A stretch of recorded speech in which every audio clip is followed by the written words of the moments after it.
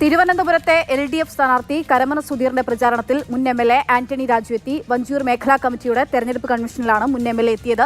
ഇന്ന് ആദ്യമായാണ് ആന്റണി രാജു തെരഞ്ഞെടുപ്പ് പ്രചാരണത്തിനായി ഇറങ്ങിയത്. വ്യക്തിപരമായ കാരണം കൊണ്ടാണ് കൺവെൻഷനിൽ പങ്കെടുക്കാൻ കഴിയാത്തതെന്ന് ആന്റണി രാജു പ്രതികരിച്ചു.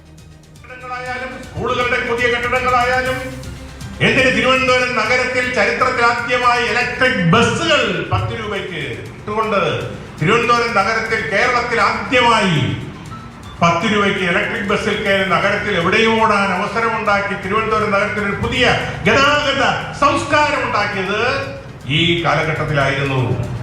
അതോടൊപ്പം തന്നെ ഏറ്റവും കൂടുതൽ മത്സ്യത്തൊഴിലാളികൾക്ക് ഭവന നിർമ്മാണ സമുച്ചയങ്ങൾ ഉയർന്ന കടലാക്രമണം പ്രതിരോധിക്കാൻ ഏറ്റവും കൂടുതൽ നടപടികൾ കൈക്കൊണ്ടൊരു കാലഘട്ടം. വികസനത്തിന്റെ എണ്ണിയാൽ ഒടുങ്ങാത്ത പട്ടിക ഞാനിവിടെ നിരത്തി വയ്ക്കാൻ ആഗ്രഹിക്കുന്നില്ല. ഞാൻ ചോദിക്കട്ടെ, ഇന്നിവിടെ UDFന്റെ സ്ഥാനാർത്ഥിയായി മത്സരിക്കുന്ന പാർട്ടിയുടെ ഗുരു MV രാഘവൻ ഇവിടെ 5 കൊല്ലം മന്ത്രിയായി MLA ആയിരുന്നല്ലോ. അദ്ദേഹം പിന്നെ ഇവിടെ മത്സരിച്ചില്ല.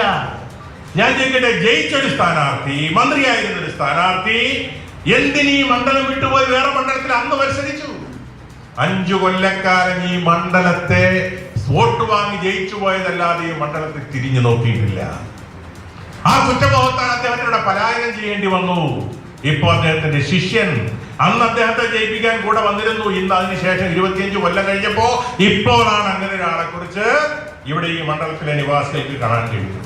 ഇതുപോലെ ക്ഷേമ പ്രവർത്തനങ്ങൾ നമുക്കൊരു കാലഘട്ടം കേരളത്തിൽ എപ്പോഴെങ്കിലും ഉണ്ടായിട്ടുണ്ടോ? പറഞ്ഞ വാഗ്ദാനങ്ങൾ നടപ്പിലാക്കിക്കൊണ്ട് ജനക്ഷേമകരമായ എത്രയോ പ്രവർത്തനങ്ങൾ പാവപ്പെട്ടവരെ, ദരിദ്രരെ കൂടെ ചേർത്ത് നിർത്തി പോകുന്ന ഒരു കാലഘട്ടം ഇതിനും ഉണ്ടായിട്ടില്ല. ഞാൻ ചോദിക്കട്ടെ, ഈ മണ്ഡലം ഒരു കാലഘട്ടത്തിൽ വർഗീയ കലാപത്തിന്റെ ചില മേഖലകൾ ഉണ്ടായിരുന്ന ഒരു കാലഘട്ടമായിരുന്നു.